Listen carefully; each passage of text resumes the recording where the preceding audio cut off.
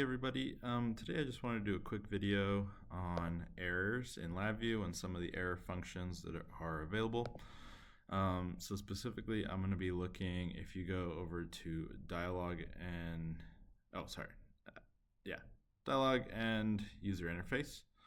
For some reason I was thinking there was an error like kind of subpalette, but yeah, your error functions are all just right here. So to start out, I'm just going to drop an error cluster constant down so we can kind of talk about what an error is. So an error, it looks like this, right? You get these kind of yellowish, blackish looking wires that are, distinctly, errors. But in reality, all that an error cluster is it's a cluster that has a Boolean, a numeric, and a string. So, typically, right, we see something that looks like this on a front panel, but it doesn't even have to look like that necessarily. You could add like weird stuff like, meters and whatnot to represent the code and all sorts of stuff. So essentially this is just a cluster, and what we're doing is we're storing this Boolean that's just true false, which is essentially, is there an error or is there not? And we also store this code, which is the specific error code whatever threw the error is going to throw some sort of error code. So that stores that code. And we can have a condition where this status is set to false, but we get an error code. And that's actually called a warning. So we can have things that maybe aren't necessarily an error, but just something that, a function will pass out as a warning. So a common example would be if you read like a fixed amount of data on like a serial port, right? A lot of the times it's going to throw a warning at you, not an error, but a warning that says, hey, you got your data, but potentially there's more data in the serial buffer. So just one example. You have your true false. Is there an error? Is there not? You're going to have a code, and we'll look at error codes in a minute. And then you also have this string that is basically the source where that error happened. So it'll keep track of, in different, VIs, and it'll keep track of the hierarchy of, hey, this VI called this VI that called this VI that called this VI, and it was this, fourth or fifth layer down sub VI that actually threw the error. So that helps us kind of identify where the error was coming from. And because these are as a cluster, you can use just traditional cluster functions on it. So you can go break these things apart and you can, extract things like this. And you also can bundle and create error clusters through bundling and whatnot if you wanted to. So you can do anything you can do with a cluster with these. Let's look at some of these error functions. So probably the most commonly used error function in here is probably the simple error handler. So let's do this, and I'm going to drop a function that I know is going to error. So let's connect the error terminal there, and let's just add a little string constant here. Awesome. So I'm going to have it try to connect to an ODBC connection that doesn't exist, which will throw an error. So this is just trying to connect to a database. I don't have one set up under the name canon controls, so this will throw an error. So we have this simple error handler function, and this one's very commonly used for just setting up a very simple error dialog. That's its most common use case, but it can be used beyond that as well. So if we just wire in the error terminal and don't mess with anything else on it, and run this, we get an error dialog. So we get, as you can see here, here's your big red X to show the status. Yes, this was an error. You get the error code, and then you get this occurred at, and this is the source. So that was what was in that string in that error cluster, which tells us where the error actually occurred. And then with this, you also get some possible reasons, if they're available for that error code, that say, a little info about the error and why it might have happened. And so some errors have really good possible reasons. Some are kind of vague, and you kind of have to do some research online and some troubleshooting to figure out, but some are actually really helpful. So yeah, here you can see that the data source name was not found and no default driver specified. So like I said, I don't have that set up, so it wasn't able to find anything under Canon controls, and that threw an error. So there's a couple different inputs we can kind of play with on here. First one I wanted to show is there's this type of dialog. So we can kind of change the, like we kind of just got like an OK message, right? It popped up a message and I couldn't really do anything besides click out of it. If I wanted to, I could make it show no dialogue, and I'll show you why you might want to do that in just a sec. Or I can add like a opportunity to continue running the program or stop it. If you click stop, that's essentially the same thing as clicking the little red abort button. Typically you want to avoid doing that though. If you've got hardware resources and files and whatnot, you want to make sure that those things shut down properly. So typically you want to avoid a hard shutdown. OK messages, and you can also include warnings. Right, so by default, OK message is only going to show you errors, but if you also want to see warnings, you can add those. And then you can do the same with the continue or stop, but add on warnings. So there is also this no dialogue option. So that can be helpful. As you can see, this is outputting basically the components of the error, right? So I get the error out here, and I can create like little indicators so you can see. I get the code out. And I get the source out. So those three, it's kind of similar to if you just unbundled the error cluster, but you also get this message. So this actually gives you some more details, kind of like that possible reasons of, hey, this is why that error might have happened. So if you use no dialogue, this will basically break apart your error into its different components so that you can leverage it. And then you also can add different inputs. You can pass in an error code and whatnot in here. I've never really used it like that much. But yeah, there is also the general error handler, which actually is very similar to the simple error handler. So the simple error handler is actually calling the general error handler in the background. So yeah, as you can see, there's your general error handler. So it's just added some constraints to it. So yeah, it's not letting you pass in kind of these things down here and up here, etc. But yeah, so the reason it's called simple is they've just taken away some of the flexibility of the general error handler for you to make it easier to use. But in essence, they do the same thing, just the one allows you to customize how it works a little more. And as a side note, I rarely use these error handling functions.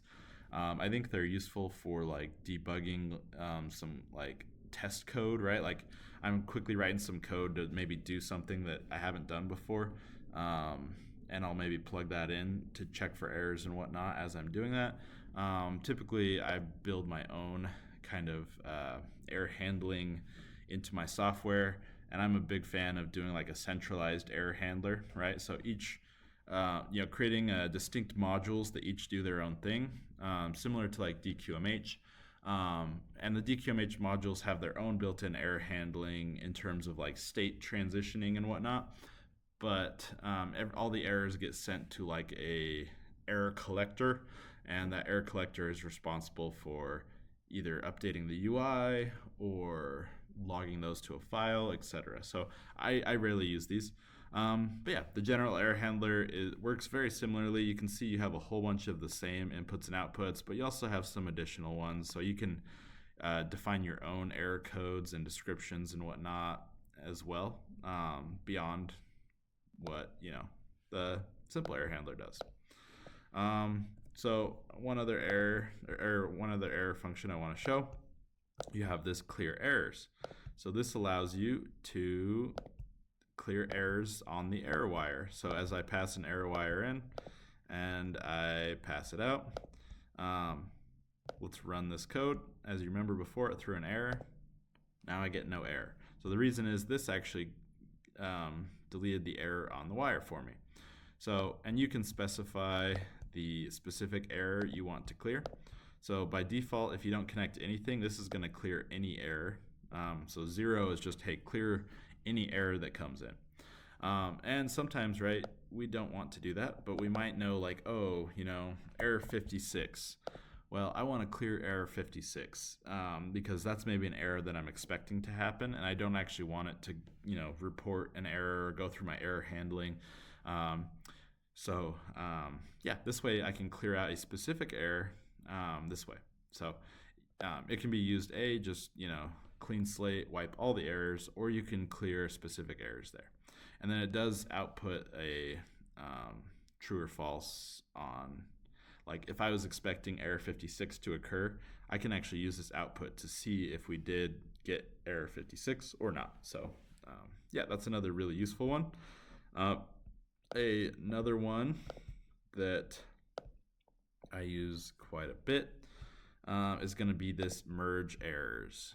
Whoops, I didn't select it. All right, so what this allows you to do is you can basically expand it and contract it as much as you want. But this way, you can merge a whole bunch of errors into, or error wires into a single error wire. So yeah, can do something like this. And that way I basically get the error wires passed on from all of these, any amount of different things onto a single wire. And what this is going to do is it's going to pass along the first error that occurs. So starting from the top down to the bottom, so like I could have a whole bunch. If this doesn't throw an error, then it's going to go on to this and this and this and down and down and down. And if nothing throws an error, then it's going to pass out no error. But if something throws an error, it's going to pick the first one from the top down, and it's going to pass that error along. So this is a really good way to, yeah, if you have a whole bunch of things happening in parallel, to kind of capture them individually. There's also times, right, where you don't want to, maybe like I want to know if this errored or this errored, and if either of them did, right? Then this isn't always the best design, because this is obviously going to mask this bottom function. It's going to give me just the top function. So there are functions down here to basically work with like clusters or arrays of error clusters. So if you want to build a list, you can. And you also can always do stuff. You can build your own without those functions as well. So for example, if I were to maybe drop like a for loop here, and let's say I want it to run 3 times, and I can pass this out, and you can see it auto indexes, and I get an array of clusters. So we can go to our front panel, and there's my array of clusters. So you can do stuff like that, and that way you can get all of your errors, and then you can work on each of those specifically. You can build in your own logic there. You also can use the merge errors function on an array. So like if I drop that down, this will actually do the same thing as if I had, you know, dropped this down 3 times and connected each of these errors to one. So it'll go through that whole array, and again, starting at the first element, and check if that threw an error, and then move on to the next and the next and the next, and it will output based off of that. So that's pretty cool. Another thing I wanted to share was error rings. So error rings are another way to basically define some errors in LabVIEW. So there's a whole list of errors. So if you ever want to dive through different errors that different things might throw too, you can just play it here. But let's go to like NI DACMX, for example. And here I get a list of basically all of the NI DACMX errors out there, the error code, as well as the description for that code. So yeah, and if I can select one and I can drop it down, and you can see it actually maps that error, and I can output that, I can run this and boom, So that's one way I can pass specific errors on. But one of the really cool things you can do as well with error rings is you can define custom error codes. So let's drop this down. And in our big list, if you go to the very bottom, there's this custom error code. So if I go here, I can specify whatever error code I want to assign. So yeah, I can pick, a number, pick something that makes sense and, not something that, is used by other errors. But yeah, let's say, this is error 198765. And then I can add a description that's something specific. And this is really where you're getting more application specific. So most of the errors are like your general errors. You tried to use this function and it couldn't do what it was supposed to do because of something. You were trying to read a file that doesn't exist. You tried to connect to a serial device, but something else already had the port locked, stuff like that. But here you can actually add more application specific stuff. So like unit failed test, something like that. And I can click OK, and you can see it actually maps it. And I can run this, and boom. So I get my same kind of error handling, but I can define all these custom errors however I want to. So I use these all the time when there's certain errors that I think are either likely or that I want to introduce in certain conditions. I'll use error rings, and I'll just define a custom error code and a custom description. And the other nice thing is I can make these descriptions very helpful to the users beyond just like generic stuff that says, hey, this device is reserved, you can't connect to it. Here I can actually add detailed descriptions on how to fix the issue and whatnot. So I use these a lot. And there are other functions here. So you do have this error cluster from error code. So this way basically you can pass in an error code and it's going to generate an error cluster from that error code. So if I know the code, for example, let's delete my ring. But yeah, and let's say from our example earlier, we're talking about error 56. So let's run that. And you can see I get error 56, so which is a timeout error. So yeah, that's one way if you want to be able to see, I guess, what error a certain error code will throw. That's one way you can kind of check in on that. And there is also this find first error function. I never really use this, but yeah, basically a way you can test for errors.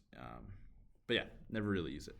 So yeah, that's kind of the error functions. There also are additional error functions available on different toolkits on VIPM.